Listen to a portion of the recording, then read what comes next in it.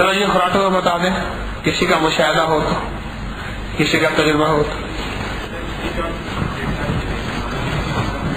آپ کی نانی کہتی تھی سیدھا نہ لیٹے، کروٹ بدل لیں، اچھی بات۔ ایک چیز اور، سونے سے پہلے گرم پانی میں نمک ڈال کے غرارے کرنے سے خراٹے نہیں آتے۔ اور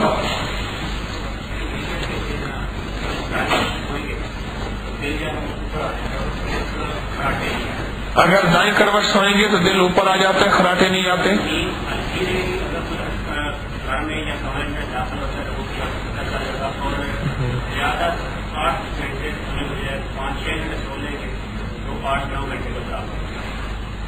دائیں کروٹ پہ اگر سنت کے مطابق لیٹیں گے تو تھوڑا بھی سو کے زیادہ تسلی بھی ہوگی، جسم بھی کو سکون ہوگا، ٹھیک ہے، اور خراٹے بھی یہ کہتے نہیں آئیں گے۔ اور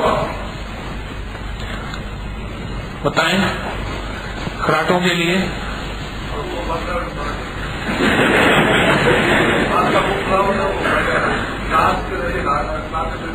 ہاں نہیں، وہ اصل میں وہ بندہ بے بس ہوتا ہے جس کا منہ کھلا ہوا ہو، بے بس ہوتا ہے، ازمائی ہوئی چیز ہے، منہ بند کر کے سوئے۔ ہمارے ایک بینک مینیجر تھے تو وہ سو رہے تھے، ہمارے استاد جی ہیں ورک شاپ کے، بڑے استاد ہیں موٹروں کے، وہ بہت خراٹے لیتے ہیں۔ میں بھی رات کو سویا ہوا تھا، نیند اکھڑ گئی میری، وہ استاد مستری صاحب بھی سوئے ہوئے تھے، 3-4 اور بھی سوئے ہوئے تھے۔ وہ درویش بہت زور سے خراٹے لیتے رہتے تھے نا، ایک دم پھٹتا تھا نظام۔ اچھا، پھٹنے کے بعد ان کے دونوں ہاتھ ایسے لگتے تھے، اور ساتھ والا اگر کچھ سویا تو بےچارے مجبور تھے۔ اچھا، میں تو اٹھا، میں کہیں دور چلا گیا، تھوڑی دیر ہوئی تو مجھے کھانسنے، چھینکنے، رونے، چیخنے کی آواز آئی۔ یا اللہ، کیا ہوا نا؟ وہ استاد جی کیا ہوا، وہ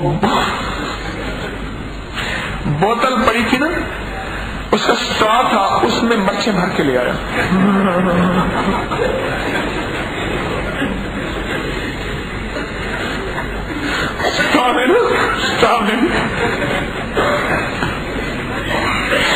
اللہ مرچیں بھر کے لے آیا، ایسے منہ کر کے نا اس کے ناک میں ایسے پھونک مار دی اور پھونک مار کے چلا گیا۔ اوئے اس کا پیشاب نکل گیا بیچارے کا، اس کا جو حال ہوا۔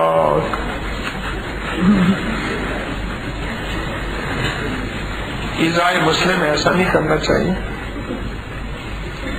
مسلمان کو تکلیف ہوتی ہے۔ کراٹے والا تو بے بس ہوتا ہے، کہ اپنے بس میں تو ہوتا نہیں۔ ایک چیز میں عرض کرتا ہوں خراٹوں کے لیے، سرسوں کا تیل جو ہے نا ناک میں ڈالنا چاہیے، خراٹوں کا بڑا بہترین علاج ہے سرسوں کا تیل۔ اور کوئی تیل نہ ڈالیے، یہ بھی میں عرض کروں، سرسوں کا تیل ڈراپر میں ڈال لیں، ڈراپر میں ڈالیں، ایک قطرہ ڈالیں، اسے ناک ملیں، ایک دم نہ ڈالیں، پھر دوسرا قطرہ ڈالیں، ناک ملیں، 4-5 قطرے اس نسلے میں، 4-5 قطرے اس نسلے میں، اور ملتے جائیں ملتے جائیں ملتے جائیں، ناک کو ایسے نا ملتے جائیں، تاکہ جسے دوسرے لفظوں میں کہتے ہیں جذب ہو۔ سرسوں کا تیل خراٹوں کے لیے بہت زبردست چیز ہے، کچھ ہی عرصے میں یہ خراٹے ختم ہو جاتے ہیں۔